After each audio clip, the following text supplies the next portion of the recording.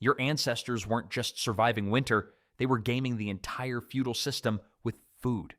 While nobles feasted on meat that would literally kill them, peasants discovered something in their desperation that accidentally made them healthier. The church tried to ban it. Lords taxed it into oblivion, and somehow it's still sitting in your kitchen right now, completely ignored. Winter was coming, and for a medieval peasant, that wasn't a TV show tagline. It was a death sentence if you screwed up. Here's the math that kept families awake at night. Between harvest and first frost, about 8 weeks. That's it. 2 months to stockpile enough food for 4 or 5 months of frozen hell. Miss that window, and you're eating your shoes by February. A typical family needed around 2,000 pounds of stored food. 2,000. That's basically a small car made of turnips and salted pork. Now, November 11th was the big day.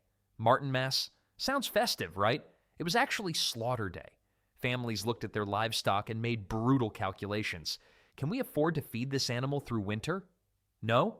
Time to meet the knife, but here's where it gets expensive. Salt.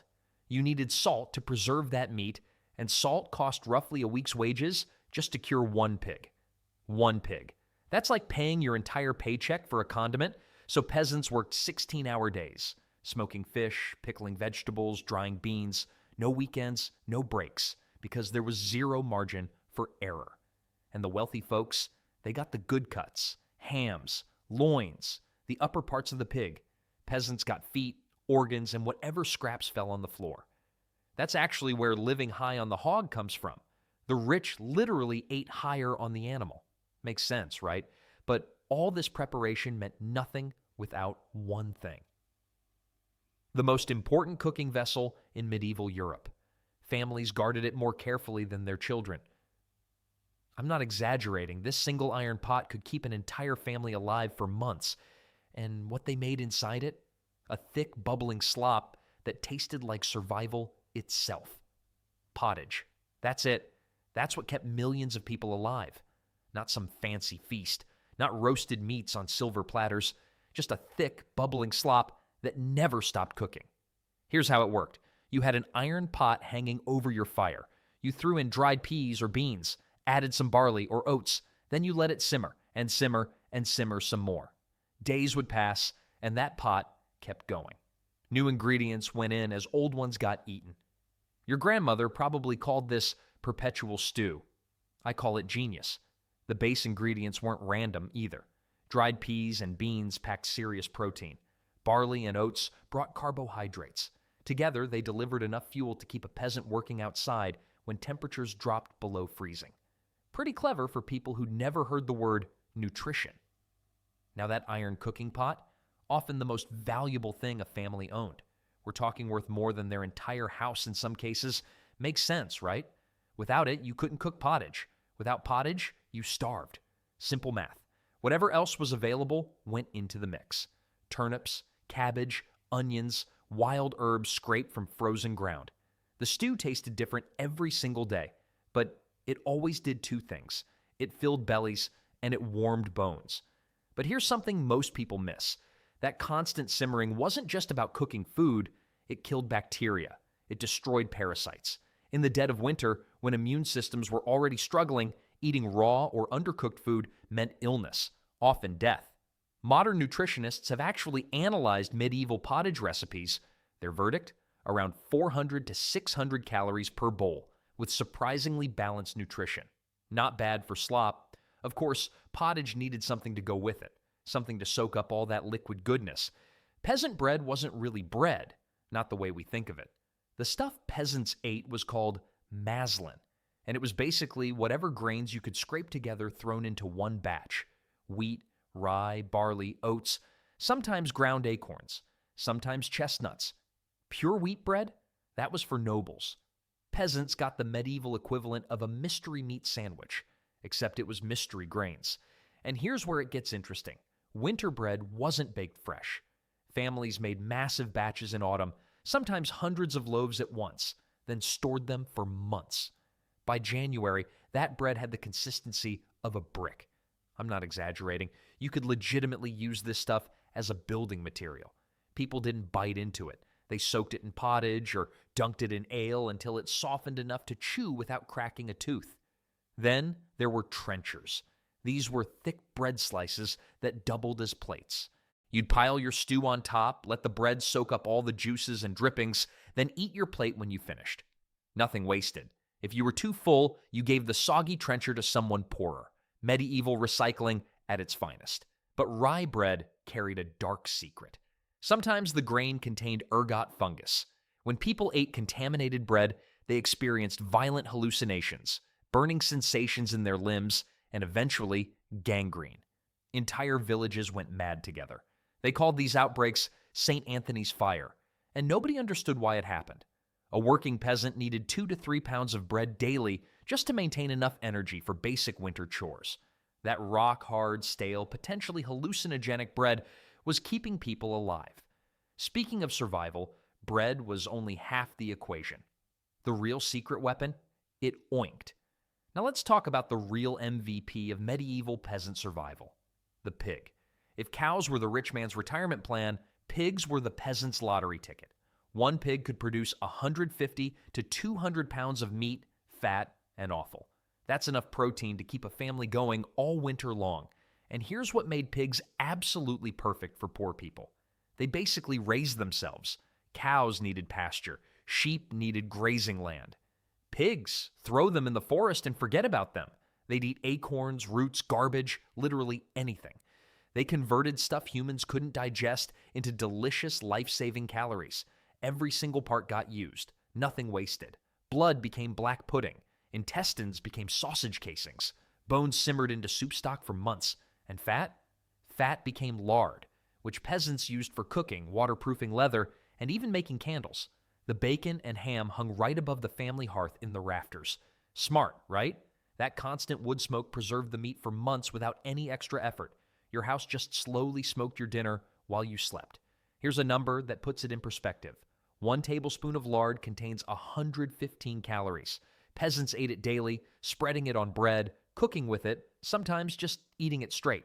When you're burning 3,000 calories a day chopping wood in freezing temperatures, you stop being picky about fat content pretty quick. But not everyone could afford a whole pig, so families pooled resources. 3 or 4 households would go in together, buy 1 animal, then divide it after slaughter.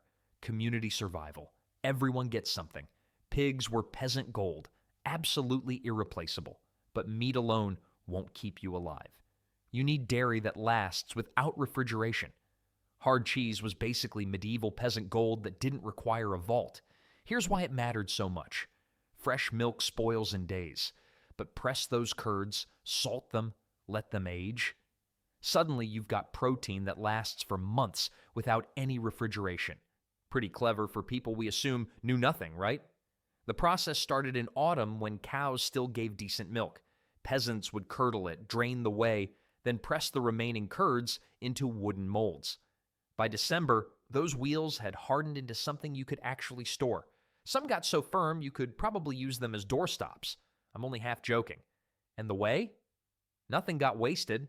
Peasants drank it fresh or fed it to their pigs. Those pigs then became winter meat. It's like a medieval recycling program, except everything eventually became food. Now here's a number that'll surprise you. A single pound of hard cheese packed roughly 1,800 calories. That's insane. A peasant could survive on bread and cheese alone for weeks if absolutely necessary. Not comfortable, but alive. There's another angle people forget. Cheese provided calcium, real bone-strengthening calcium. During winter months when everyone stayed huddled indoors with barely any sunlight, bones weakened fast. Cheese helped prevent that. Monasteries took aging seriously. Monks would store massive wheels for years, developing complex flavors. But peasants? They ate theirs within months. Couldn't afford the luxury of patience when your family needed calories now. The difference between monastery cheese and peasant cheese was basically the difference between fine wine and whatever's on sale. Both get the job done, but one involves actually having money. But cheese and bread only carry you so far. What else kept peasants going through those freezing months? Turns out they were drinking their calories too. Here's the thing about medieval water. It could kill you. Not in some dramatic, poisoning way. Just quietly. A sip from the wrong well, one contaminated by the cesspit 10 feet away, and you'd spend your final days with dysentery. Pleasant, right? Peasants figured this out pretty quickly. Their solution? Drink ale instead. All day. Every day. Now, before you picture everyone stumbling around drunk, medieval ale wasn't like modern beer. It was thick, almost chewy, more like liquid bread than anything you'd find at a pub today. The alcohol content sat around 2 to 3%, barely enough to notice. But here's why it mattered. Boiling water during brewing killed the bacteria that made well water so dangerous. Peasants didn't understand germs, obviously. They just knew ale didn't make them sick, and water sometimes did. Women called alewives handled most brewing. Every household had one, churning out 8 to 10 gallons weekly. That sounds like a lot until you realize the whole family drank it. Breakfast, lunch, dinner, even the kids. Winter ale was brewed stronger because cold temperatures made fermentation tricky. You needed more grain per batch just to get the same result. Kind of wasteful when grain was precious, but what choice did they have? And here's my favorite detail. Peasants would heat iron pokers in the fire until they glowed, then plunge them straight into their mugs. Instant warm ale. Genius, honestly. I've tried heating drinks in the microwave, and somehow this medieval solution sounds more satisfying. A typical peasant drank 1 to 2 gallons daily. That provided up to 25% of their winter calories. Not bad for something that also kept them from dying of contaminated water. But ale wasn't the only survival trick involving heat. Speaking of staying warm, here's the thing about medieval forests. They looked free, wild, open to anyone. They weren't. Every deer, every boar, every rabbit hopping through those trees, property of the local lord. And the punishments for taking them were absolutely insane. Poach a deer, lose your hands, get caught twice, lose your eyes. Third time? They just killed you. But here's what desperation does to people. It makes execution sound like a reasonable trade for feeding your children. A single deer meant 50 to 100 pounds of meat. That's enough protein to stretch a starving family through February. So peasants poached anyway. They crept into forests at night, set traps under fresh snow, and prayed the gamekeepers were drinking somewhere warm. Rabbits and hares carried lighter penalties, still illegal, still dangerous, but you probably kept your hands. Peasants got creative with snares made from plant fibers, hidden along animal trails where snow covered the evidence. And when things got truly desperate, everything became food. Squirrels, hedgehogs, crows. I'm not joking about the crows. Medieval stew recipes actually include them. Apparently they taste like regret and survival mixed together. Fish were a safer bet. On certain holy days, peasants could legally cut holes in frozen ponds and pull out pike or carp. The church demanded fish on fasting days, which accidentally gave starving families a legal protein source. Thank you, religious dietary restrictions. The constant danger created something unexpected. Peasants developed elaborate warning systems, specific bird calls, hand signals, codes that meant gamekeeper approaching without saying a word. Communities protected each other because everyone understood the stakes. But sometimes, not even poached meat could save a family. Sometimes they had to make an even more desperate choice. Now here's something most people never think about. You've got your salted pork, your hard cheese, your rock-solid bread. But what about vegetables? Fresh greens were completely off the table by December, so peasants got creative with dirt. Root cellars were basically medieval refrigerators. Peasants dug pits straight into the earth floor of their homes, sometimes 6 feet deep. The ground temperature down there stayed around 35 to 40 degrees year-round. Not cold enough to freeze your turnips. Not warm enough for rot to set in. Pretty clever for people who couldn't read, right? Turnips, parsnips, and carrots got buried in layers of sand or straw. The sand wicked away moisture. The straw provided insulation. A well-packed root cellar could keep vegetables edible for 5 or 6 months. Then there's the ceiling situation. Onions and garlic hung in braided ropes from the rafters, staying dry and flavorful until spring. My grandmother still stores onions this way. Some things just work, but the real genius move was sauerkraut. Peasants packed cabbages in salt, pressed them into barrels, and let fermentation work its magic. This wasn't about taste, it was about survival. Sauerkraut provided vitamin C during months when fresh food didn't exist.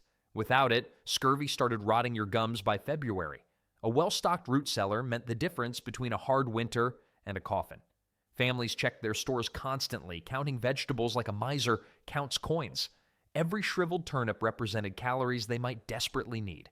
And the high fiber content? That kept digestive systems moving when diets became nothing but meat and bread for weeks on end. But storing food only works when you actually have enough to store. What happened when those cellars ran empty too soon? Here's the thing nobody talks about. Every peasant family kept a barrel of grain they weren't supposed to touch. Seed corn, the stuff you plant in spring. Eat it, and you're gambling your entire future on one winter. By January, that barrel started looking less like next year's crop and more like dinner. The math was brutal. Starve now or starve later. Most families held out as long as possible. But when the pottage ran thin and children stopped crying from hunger because they didn't have the energy anymore, that barrel got cracked open. And the weird part is, eating seed grain didn't even solve the problem. It just delayed it. Once you touched those reserves, you had to cut portions even further. No backup plan existed. No village charity fund. No medieval food bank. Just you, your family, and the growing certainty that spring would bring a different kind of disaster. Some peasants tried stretching it. They'd grind the seed grain together with chaff, straw, even sawdust, anything to make it last longer. The resulting bread tasted like punishment, but it filled stomachs. Villages that ate their seed grain often collapsed completely the following year. Fields sat empty. Families scattered to beg in towns. Entire communities vanished from records between one census and the next. This is what chronic hunger actually looked like. It wasn't just one bad winter. It was a trap. Survive December by destroying July.